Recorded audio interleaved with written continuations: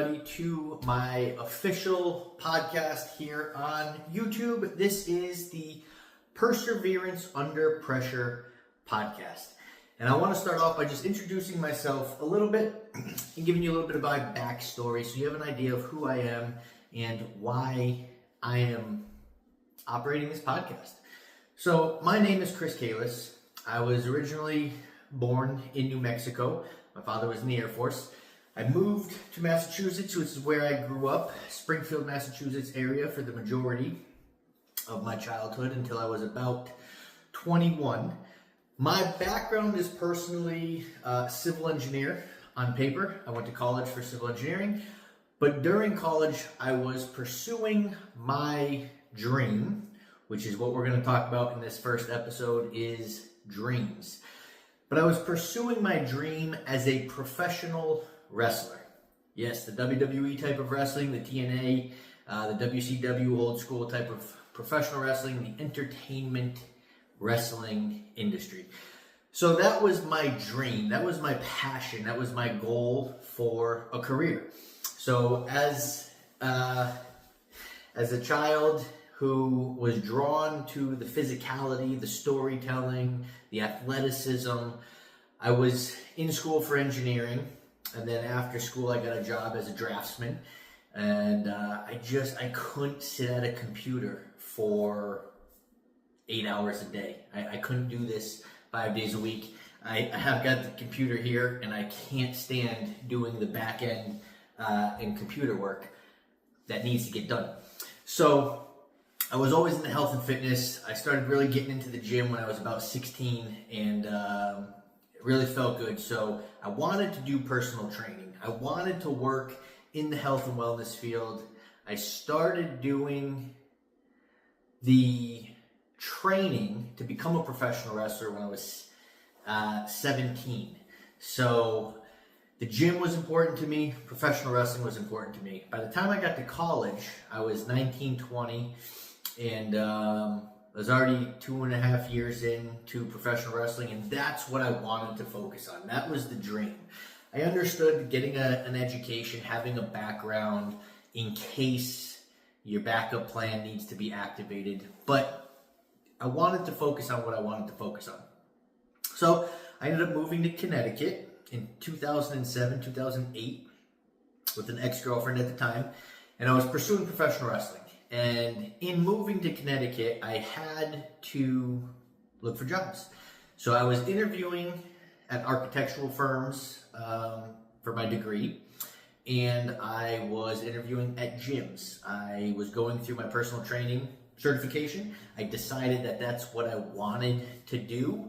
And even though there's a lot more money in engineering and architecture, it wasn't what I wanted to do. It wasn't what I was passionate about. It was something I was good at. I liked physics. I liked math. I know, nerd, right? But that's what I enjoyed. That's what I liked. So every interview I went on, I was hoping they would say no. I didn't want a job. I didn't want a job at an architectural firm. And I remember the biggest thing when I interviewed with a gym called The Edge Fitness Clubs in Norwalk, Connecticut. The trainer, Greg, the training director, Greg at the time, sat me down and said, "You don't have a background, you don't have a degree in this, you just got your certification. Why should we hire you? What are you bringing to the table?" And whether it was cocky or confident, I knew the answer was going to depend upon whether I got the job or I didn't get the job. And so in my heart of hearts, my dream was professional wrestling. My love was the gym, was working out, was fitness. And so I simply said, this is what I'm going to do, and I can work for you and make you guys money, or I can work for a competitor and make them money. But one way or the other, this is what I'm going to be doing as a trainer.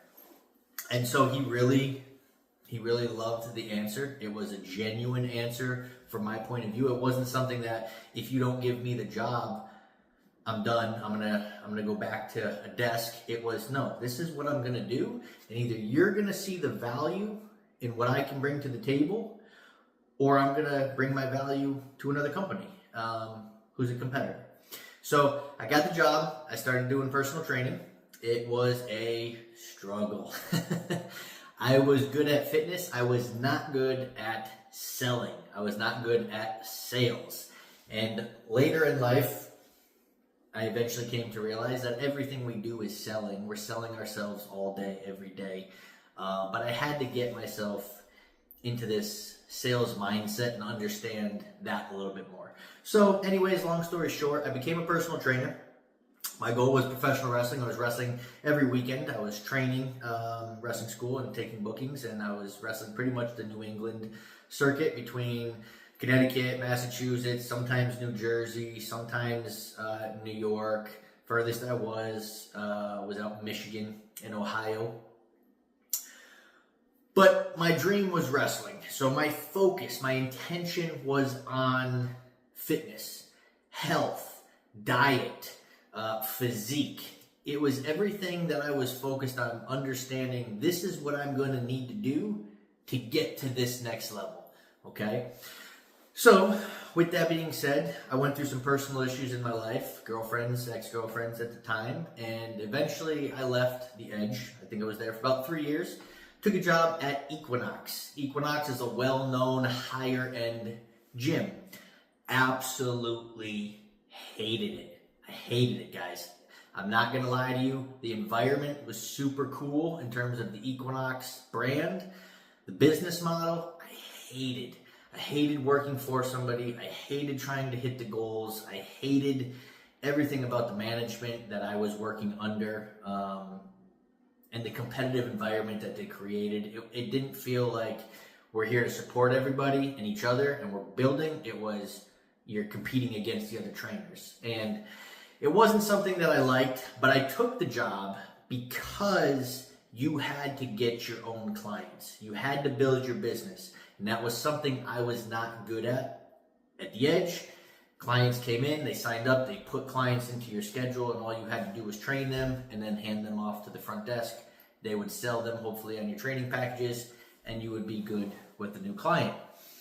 At Equinox, it was the opposite. All they did was swipe the card. You had to sell, you had to book, you had to get the programs in, you had to do it all. So I left knowing that this was going to be harder, and I was going to have to work more, and I was going to push myself out of my comfort zone. Which is exactly what I did. And I lasted about 9 months. In about 9 months, I probably took home about $8,000. I don't know how I was living at the time. I did have a couple clients that came with me from the Edge, and I was training them privately, and I was starting to build my own business. Now, at that time, my girlfriend cheated on me. I was working at a different gym. She was still at the Edge, and I was at Equinox. I wasn't happy at the gym. My relationship was falling apart. And it was the first real moment of clarity and a clear crossroads that I found myself at. And I was probably 24, I think. 24, 25 at the time. And in one foul swoop, my girlfriend had decided this wasn't working out. And I was living with her, so I lost my girlfriend. I lost the place that I was living. I had to find a new place for myself. Not going to stay with her. And I was fired from Equinox. And I say I was fired at no fault of my own, other than the fact that I didn't like the rules and I didn't abide by the rules 100%. And so I had been written up 3 times, all for various stupid reasons. I couldn't find coverage for one of my shifts, which they said it was my fault, so I didn't show up because I had personal plans at the holidays, and I got written up. So stupid little things like that where I just realized I wasn't happy. I didn't want to work. There was no, what's the word for it? There was no like genuine component. It felt like going to work, and it felt like competing against other trainers to make money for another company that didn't really care about you. So I lost my job, I lost my girlfriend, and I lost my home. And I remember sitting outside in my car. The sun came out, And I was just sitting there, and I had no idea where life was going. I had no idea if I was going to move back home to Massachusetts. I'd been on my own now for probably 4 or 5 years. I was scared. I had no money. I wasn't making any money already at the gym. Now I don't even have the gym. And I don't have a girlfriend. I don't have a support system.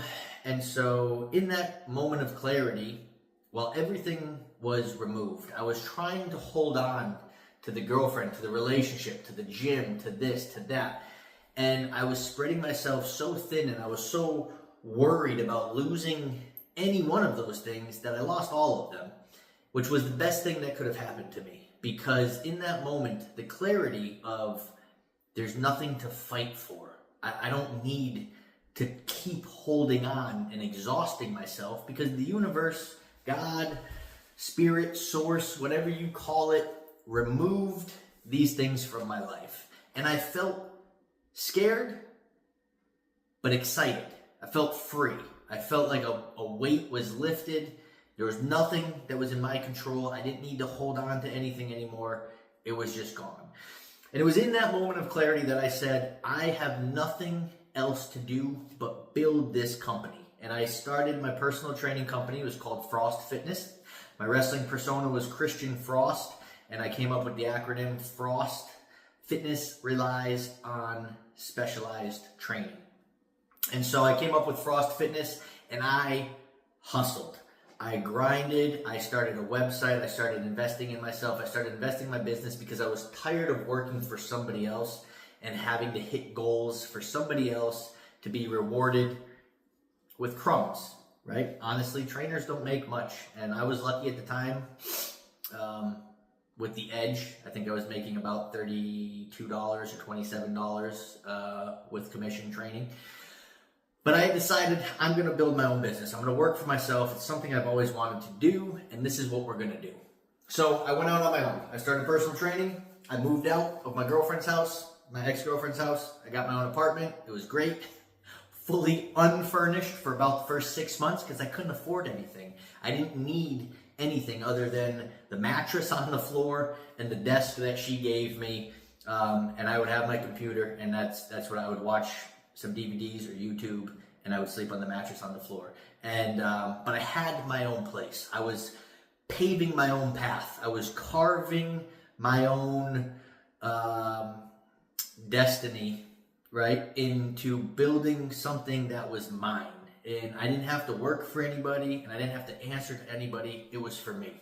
Now, the fun part was when you let go of things, or things are removed from your life, other opportunities and other doors that you couldn't have imagined, or that you were trying to knock on and get to open and never would, start to open. They start to crack open for you, and things start to happen. So I was at my wit's end. I'd been wrestling now. I was probably 26, 27, building my business, Frost Fitness. Clientele were doing good. I spent probably 5 years building Frost Fitness, and I was hitting my head on the ceiling for wrestling. I was seeing all of my other buddies around me getting called up to WWE, getting tryouts, getting extra work with WWE or TNA at the time, or even ROH. And I was tired. I was like, I'm as good as most of these guys. Where's my opportunity? Where's my chance? And the funny thing about it is I got a phone call from the office.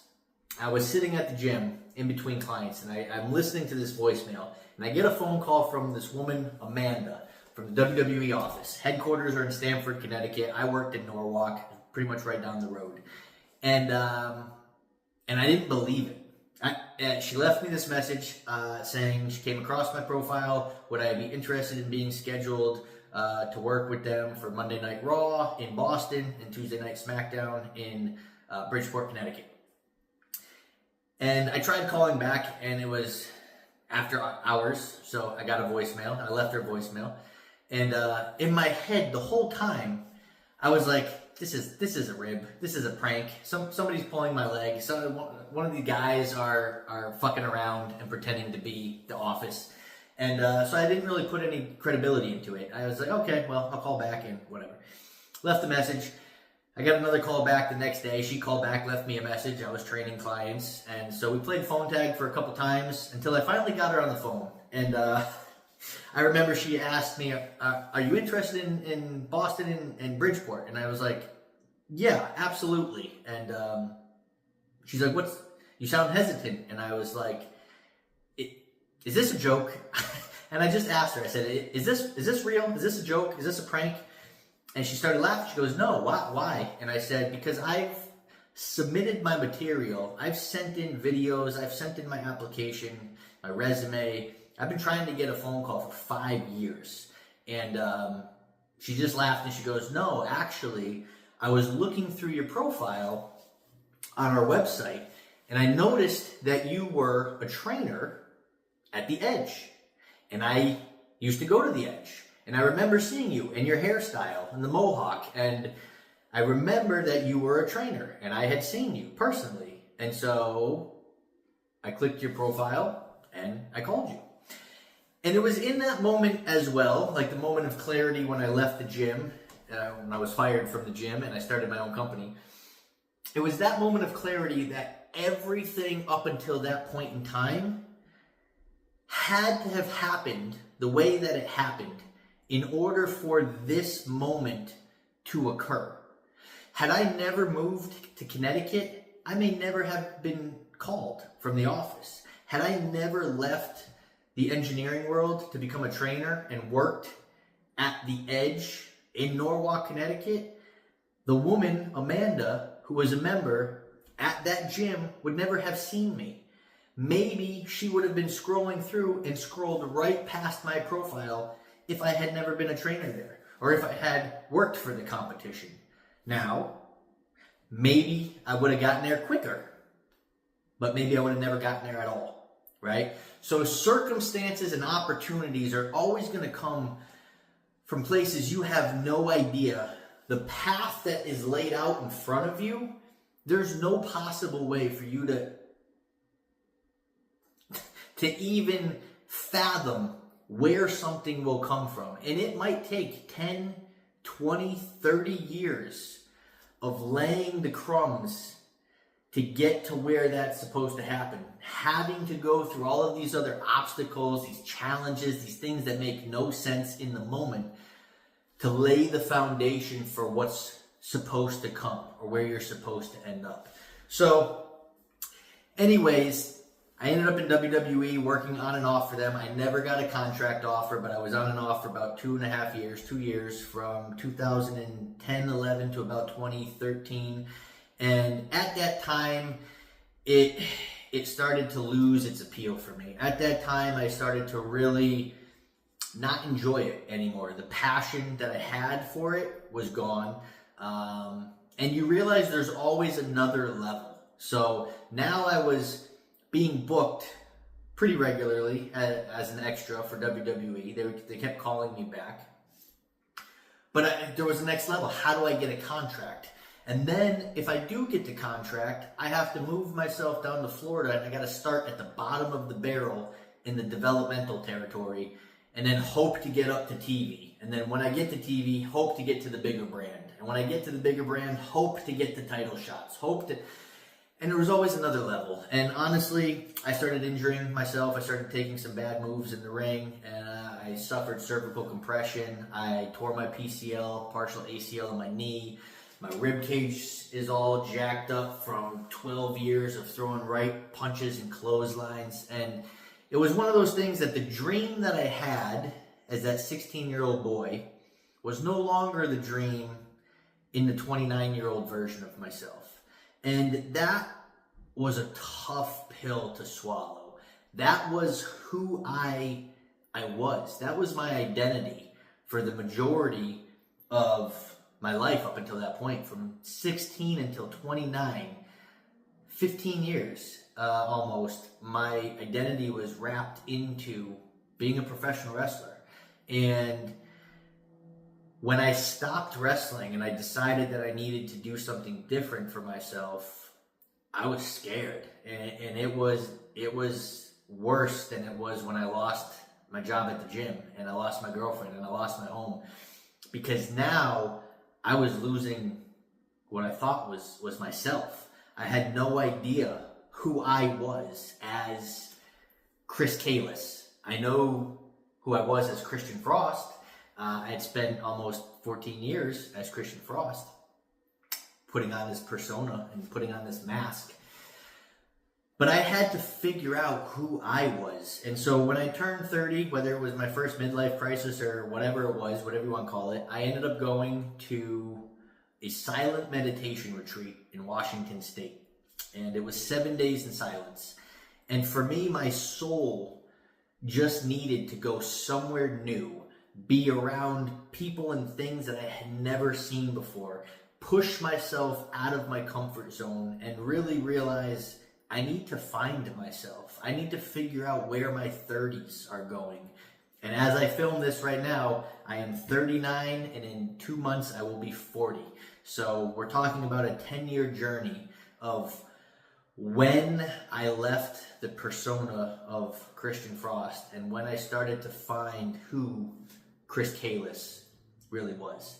Now, I'm going to leave that at that point for now, because we're going to dive into dreams. Because as I've shared, the dream of becoming a professional wrestler, the dream of working with WWE, the dream of getting a paycheck from the largest wrestling company in the world and experiencing that, it's important to dream. Now, we're going to cover some other stuff in some other episodes as well, and I'm going to share more of my story, especially with SRT, and it's the channel name, SRT Therapy, and what led me here.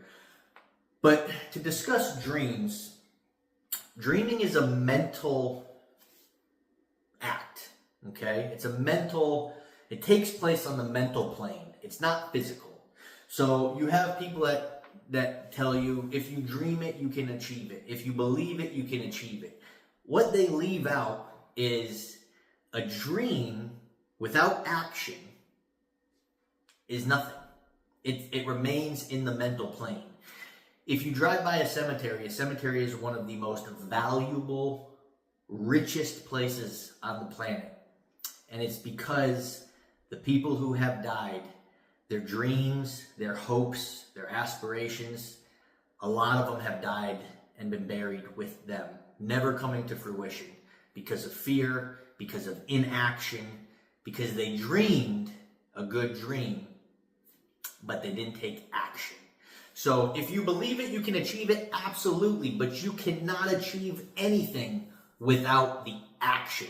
So dreaming is mental, action is physical, right? If I wanted to become a professional wrestler, I couldn't sit on my couch and play video games of being a wrestler. I had to take action. I had to look the part. I had to train for the part. I had to practice acting, speaking, wrestling. I had to go do the actual act. I couldn't just imagine it and dream of it and then one day it happens, right? So dreaming is mental and action is physical. And if you want your dream to manifest itself into the physical realm, you have to take action, right? Same thing. I built my personal training business by choosing to take action, right? Just like we're doing now. We're starting a podcast.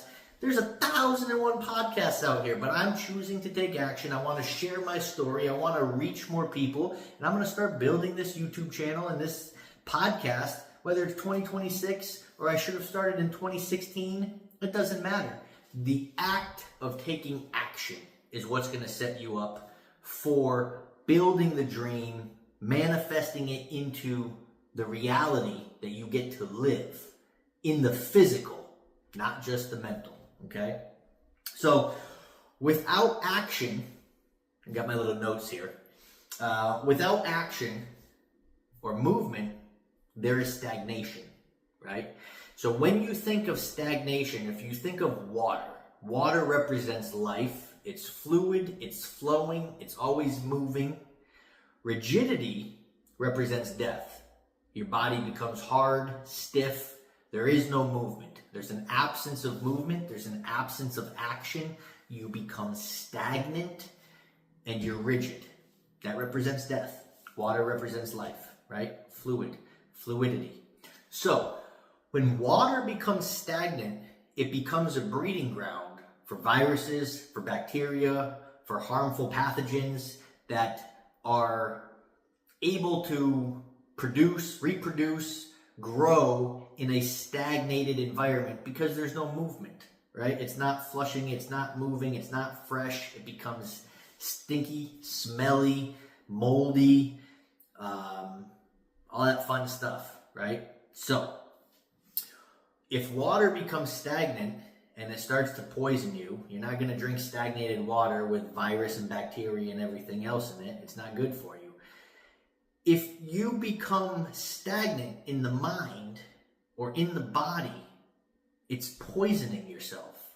You're restricting yourself. You have a lack of action. There's a lack of movement, and you're becoming stagnant. Now, the last piece I want to share is understanding the difference between stagnation and stillness. Okay? Because stillness is important. Now, on the surface, stagnant means no movement. Stillness means no movement. They might be one and the same. What's the difference? Simple. The difference between stagnation and stillness is that in stillness, it is a conscious, restorative pause for inner growth, observation, personal development, and clarity. So when you're choosing stillness, you're choosing to grow, to observe, to have more clarity, to better take action once you come out of stillness. Because you have a direction, you have a path. Okay? Stagnation, on the other hand, is more of an unwilling, fear-driven standstill that resists growth. It resists clarity.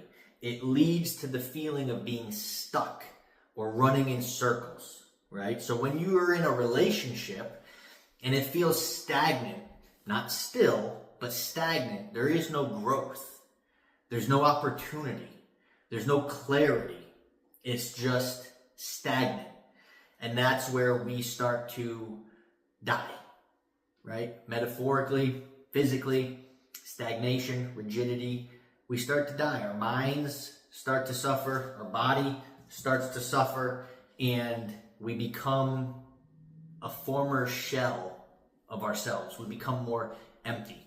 So, dreaming is important, but you need action to make those dreams a reality. Stillness is important, and it is not the same as stagnation. Stagnation is a fear-driven resistance to growth.